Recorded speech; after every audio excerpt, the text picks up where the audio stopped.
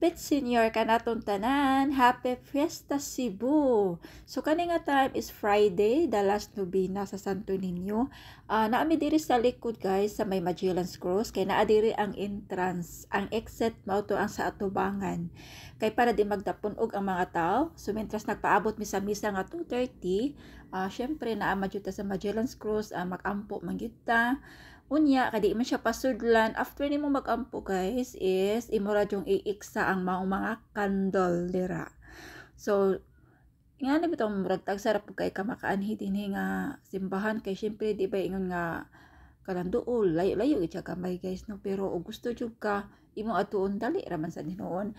Kani nga time is sponsor ni sa mga taga DepEd 7. Mauna ni sila, manahayaw na sila, sugod sila alauna. Mintras nagpaabot mi diri guys, ang akong Santo Niño is ilaha jud nang gihuwam-huwaman. Kabalo mo akong Santo Niño na murag na stress siguro ni nila kay dagka jud kay nahuwam sa iyaha. Kay nakig-picture siya, gihagkan siya, napay mga bata masigig-kiss sa iyaha. So nakasuod na gyud ta. Finally in town, kalos Ginoo nakaagwanta ra jud ko sa pila ka mga 3 hours jud among pinaabot binarugay guys, makasuod lang. So, mintras na wala pa magsugod ang misa, no, yung ani na gyud karaghan na ang mga devotees nga ni abot-abot og anam kay gusto mo saksi sa misa sa Santo Niño. So, mintras nagpaabot nga nang nayaka pa ang uban kay syempre wala pa man sa nagsugod ang misa. Yung ani ba nga time ba kada ba tong masaksihan gyud nimo mismo no ang kaning ani nga mga panghitabo. Nindot jud guys sa pamati guys, man limbawt ay mong balhibo. Focus kay ka ba nga unsa imuhang gipangamuyo sa Ginoo ni Santo Niño. Makana bitaw magkuan ka. Lami gid kay sa feelings di ko ka-explain basta kuan. Nya nasa ko kuan ninyo i-chika ba. Mintas bitaw nga naabot mi gikan sa Santo Niño, syempre mag-parking mo ta sa tong sakyan ana. While galakaw mi, ano bitaw kayo mo Santo Niño tan-aw nila? Murag nahibong sa kubangan mo mas lagtan sa kung Santo Niño. Wadyo ko kasabot ba murag anam palimbaw to nga akong balhibo. Ano man is lagtanaw sa kung Santo Niño nya. Ano ba itong ilahagin tan-awon nga mintras naglakaw ko nya matingalan po ko. Nya kato naabot mi dito sa may Magellan's Cross. Daghan jud ning ingon nga pahawa maragod mi sa imong Santo Niño miss inko.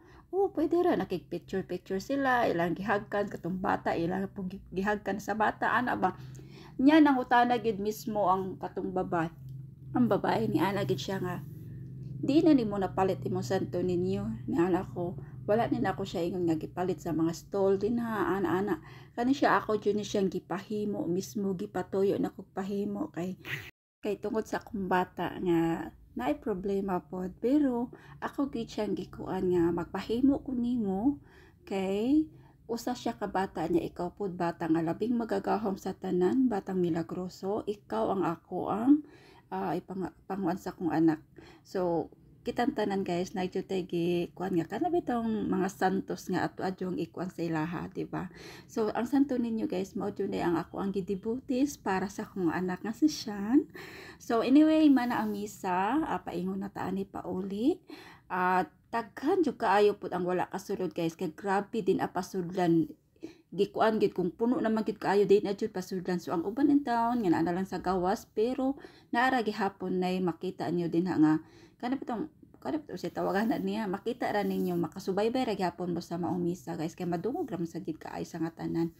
So ingon ani kalami sa feelings guys na kana bitong imuhang mga pangandoy nga mana ka din ha mga kuan kalami sa feelings guys di ko kasabot, di ko ka-explain basta mao na to lipay kay ko diri nga time kay nakasimbag yad. Salamat sa pagtanaw, bye.